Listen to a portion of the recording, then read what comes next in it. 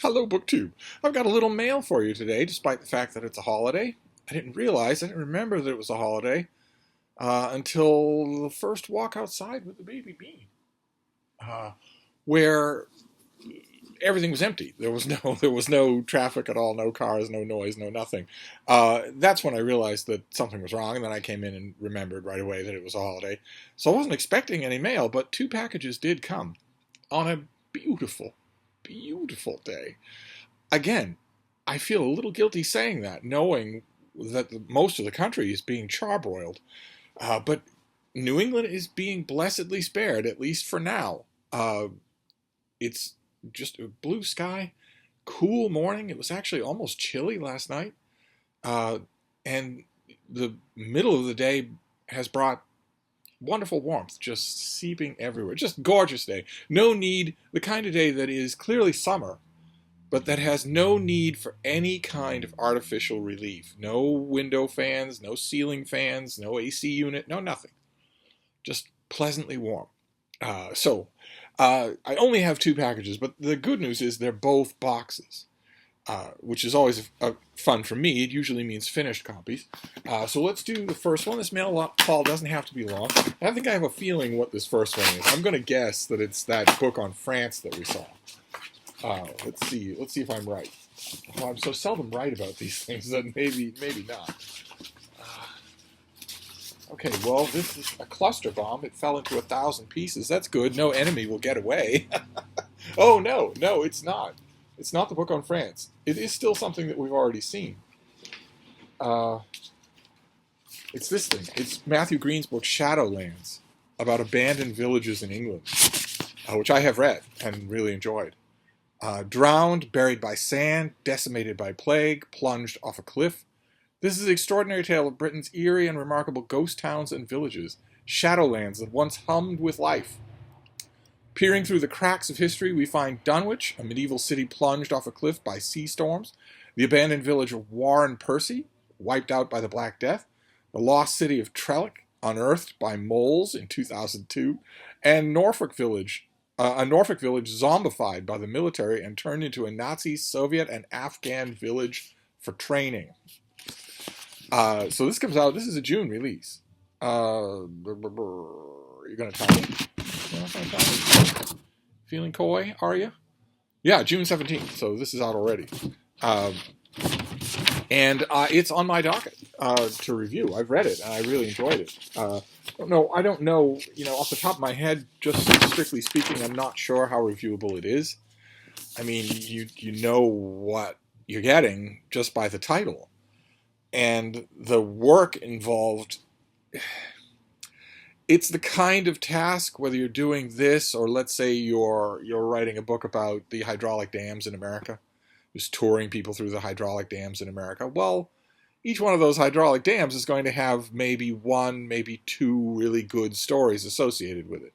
And you're going to find those stories. It's unlikely you're going to find any stories that the specialist historians of that particular hydraulic dam haven't already found. And it's unlikely that you're going to tell that story better than anyone's ever told it. So you're just going to... I don't know how reviewable this is. It would be a challenge for me in a way that a big, ambitious work would not be. But if you are interested in this sort of thing, this is now out. This is now out in bookstores. And then we have a slightly bigger box that, I made a prediction about the first one and I was wrong. So I won't make any predictions about this one. We'll just see if is it something that's really big or maybe multiple books. Oh, it's one huge book. Oh, fantastic. Oh. Okay, well, we've already seen this book. We saw it a long time ago on this channel. This is by Jonathan Lee, and it is Afghanistan. A gigantic history of Afghanistan. I had this in the advance copy. We saw this. I opened this in the mail years ago for an advance copy. Then I opened it in the mail years ago with a finished copy, a big, thick hardcover that I mailed away to one of you. I don't remember which. I don't remember who requested it. And here we have a paperback that is expanded and revised. Oh, my. So what have we got for blurbs? History Today, Sydney Morning Herald, Kirkus Reviews, Washington Independent Review of Books, and The National. Okay, when did this book first come out? I'm naturally wanting to know. 2018. Did I write that review for the National? It seems so up my alley. Uh, what does it say? Is it possible that we can tell whether or not I wrote it? I know that I wrote a review of this book. I thought I did it for the Christian Science Monitor, but here is a blurb from the National. So was that me? A number of you have pointed out that when you look at reviews, even reviews that aren't signed, you're getting so that you can tell right away if I wrote it, which is not exactly a safe talent for people to have, considering how much ghostwriting I do.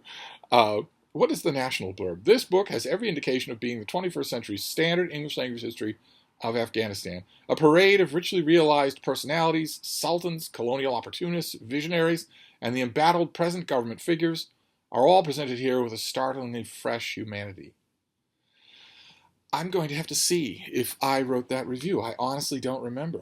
And there's no... Ordinarily, the cover blurbs are mirrored by blurbs on the inside of the book that are longer and attributed. This one is not. Boy, though, very happy to have this. I don't have a copy of this. I got rid of every single copy. I had the advanced copy, the finished copy. I may have even got a paperback. And here we have the revised and expanded edition. So I'm glad to have it. I'll put it on the history shelf as soon as I can get to the history shelf, past a thicket of carpentry and ripped out 100-year-old boards, each one of which is studded with rusty nails, brimming with tetanus. Yeah. So as soon as I can get to the history books, I will gladly put this there. Maybe with a chunk of a reread first.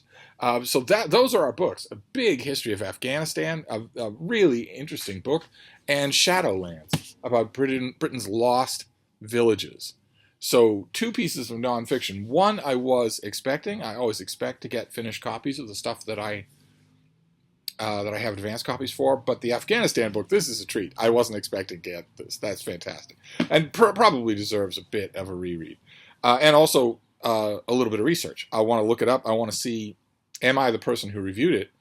And also, this revised and expanded edition, I'd like to know more about what the updates are. I can figure that out for myself. But when is this actually coming out? This is a different paperback than the first paperback of this book. When is it released? Is it out already? I'll have to look that up and see. It might be worth writing an updated review. But anyway, that's the mail for today. I'm snatching chances to film videos anytime I can in the midst of what is clearly going to be a complete demolition of this house. A complete demolition of this house, and then we'll just build it back up again.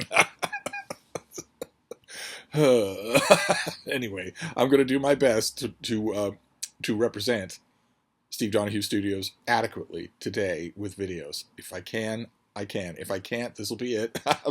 I'm hoping to see you soon. Thank you, BookTube.